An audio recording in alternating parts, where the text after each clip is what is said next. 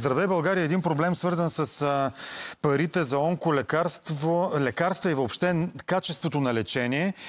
От 620 милиона, сега преди 2 месеца са вдигнати на 930 милиона предвидените средства за покриване плащанията на онколекарствата, което е към 50. Няма 50, но е доста повече, виждате.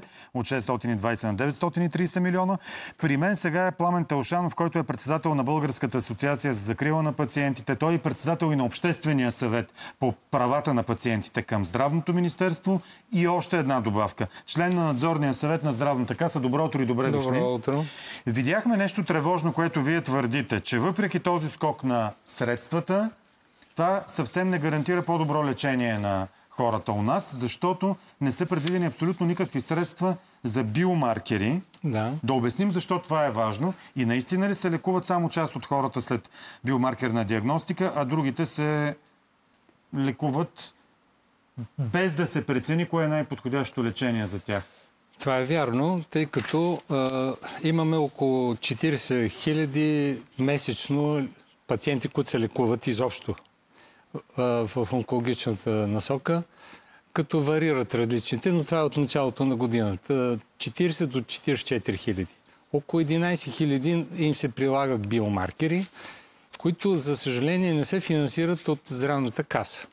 И по този показател България е единствената останала в Европейския съюз. Преди 2 години беше и Румъния, но тя вече се поправи, където фирмите по разни програми предлагат на пациентите да се лекуват, като тези програми не могат да задоволят потребностите, които са необходими за пациентите. Да го кажем директно, каква е разликата между лечението на един човек и химиотерапията му, ако има направен биомаркерна диагностика, и останалите от 11 000 до 40 000, които нямат, по-зле ли са лекувани? Защо едните са пред скоба? Без биомаркерна диагностика не може да се лекува таргетна терапия и имунотерапия. Какво значи това на практика? Това е най-новото лечение, което се предлага в целия Европейски съюз. Едните се лекуват по-модерно, по-съвременно, по-ефективно, а другите по стар метод, така ли? Тези, които са с биомаркери, точно се лекуват своевременно, напълно според генетичното отговор на генетичните изследвания, които дават тези биомаркери. По-голям шанс да живота. По-голям, разбира се. Тоест 11 000 се лекуват по начин, който им дава шанс да оцелят, а другите... Това е много важно. Да. Затова искам да отговорим на въпроса. Останалите се лекуват по-лошо, така ли? Неясно как се лекуват. Прави се една обикновена хистология, но по-нататък не се лишени са от това. Целият проблем е следния. Нека да го изясниме, да не се забиваме в тази посока. Целият проблем, че Националната здравноосигурителна каса трябва да започне да финансира този проблем. Биомаркери и то в панел. Тоест, ако имаме рак на гърдата, в момента фирмите дават за изследване един вид рак. Ако имаме рак на белия дроб, фирмите дават по програми за 3 вида рака. Те са 9. И в край на края този пациент, вместо още от начало да се види за коя терапия е подходящ, това става бавно. 9 панела ли трябва всеки да си направи, за да е сигурен? Примерно за рак на белия дроб. Тоест за 9 биомаркера в един и същи панел с едно и също изследване. Колко струва това и от тези увеличени средства проблем ли е да се... Никакъв проблем не е. Това съм го поставил и на надзорния съвет. Поставил съм го като министра не беше информиран по този въпрос. Има 2 заместник-министри в надзорния съвет. И този въпрос трябва да се реши. Защо не се прави? До сега не се е правило. Аз съм го поставил този въпрос още преди 2 години. А на тези 11 000 кой поема разходите да се направят там правилно, да се приложи биомаркерна диагностика? За тях кой плаща? Фармацевтичните фирми по програми. Каква им е мотивацията да платят за тези 11 000? Никой не плаща и за да бъде точно лечението и своевременно, трябва да се изясни какво е подходящо лечение своевременно. Фирмата какъв интерес има да изяснява на обикновен пациент състоянието? Тя не може да приложи, тя не е фирмата, а Националната здравноосигурителна каса не може да приложи лечение без да има изяснение кой точно е лечение. За едните изяснява, за другите не. За 11 000 изяснява, за останалите не изяснява. със сигурност между 1000 и 3000, на които са лишени от биомаркерна диагностика. Колко струва всъщност това нещо, ако трябва да си го плати човек сам? Ами, няколко стотин лева до 5000 лева. Има ли хора, които плащат 5000 за да си го направят? Много малко. Много малко може да си позволят. Много малко възможност. Да.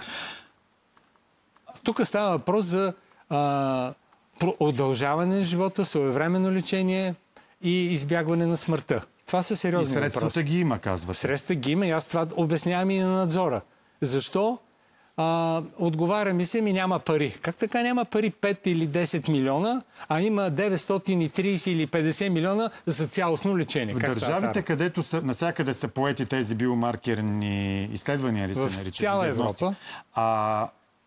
По-ефективно ли е лечението, след като се направят тези изследвания и се предпише онзи продукт, който изследването подава, че трябва да се прилага? Естествено, че по-успешно. Аз съм водил и дела, в които доказвам, че се различава терапията от България в сравнение с тази в Германия и така нататък.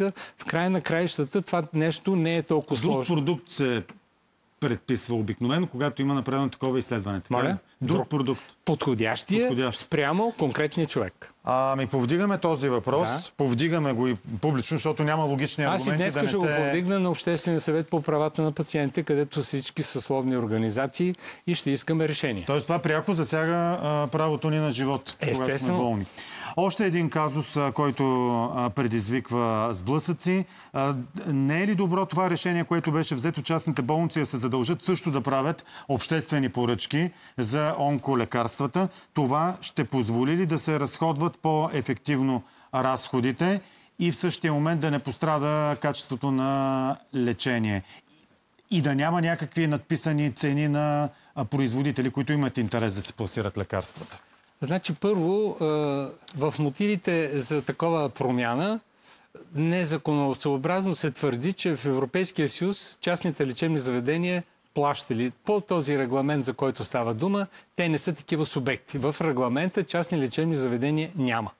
И сега в Германия, Франция, Австрия няма такъв начин частните лечебни заведения да плащат. Да се прави обществена поръчка за какво? За лекарство, за конкретно заболяване? За конкретно заболяване говорим за онкологията. В край на краищата това, че се правят търгове в общински и държавни болници, имайте предвид, че също е неясно какъв е резултата и какви са цените. Въобще беше изпуснат духа от бутилката още 11-12 година, когато от централно решение на въпроса, каквото е в европейските държави, се остава лечебни заведения, независимо дали са държавни и общински, да си правят свои търгове. Не трябва ли да е еднакъв регламент и търговете не дават ли възможност за постигане на най-добра цена, ако еднакви по резултатност и качество продукти се състезават, да се избере по-евтиния? Значи в онкологията, примерно, няма такова нещо най-евтин продукт. Както и няма и в строителството най-евтиния продукт да направите най-качествената сграда. Това няма как да стане. Но тук специално имаме 40 вида лекарства за 56 вида диагнози и 40 000 пациента, на които по най-ниската цена Касата се затрудни и ние не можеше 2 месеца, и то е отложено, да се определи коя е най-ниската цена. Плюс това най-ниската цена е невъзможно да се лекува най-качествено. Няма как да се случи това събитие. И затова... Тоест, какъв ще е резултата, ако остане това с обществените поръчки и за частните болници? Не, то не е останало. То е спряно. Отменено и няма да влезе в сила. Няма проблем. Няма проблем и не трябва повече да се повдига този въпрос. Да. За нас, аз като пациенти... че го повдигате, защото има проблем. Значи няма. Не. Въпросът е, че не трябва да се отваря този въпрос отново. Тъй като с това не се подобрява качеството на оказаната медицинска помощ, а много често и въпреки обществени поръчки, така и държавни болници, и общински, имат затруднено финансово положение. Така че нещо повече не се подобрява. А нас, като пациенти, ни интересува крайният резултат от лечението. Диагностиката, правилното лечение, крайният резултат с преживеемостта на пациента. Което, благодаря ви, има пряка връзка с първия въпрос, който повдигнахте при наличие на повече средства, увеличени за онкология. Защо не се поемат изключително важните биомаркерни изследвания, достъпни за пациентите в цяла Европа и даващи достъп до иновативни, таргетни, по-ефективни, с по-голяма имунотерапия също. с по-голяма ефективност лекарства. Благодаря ви много.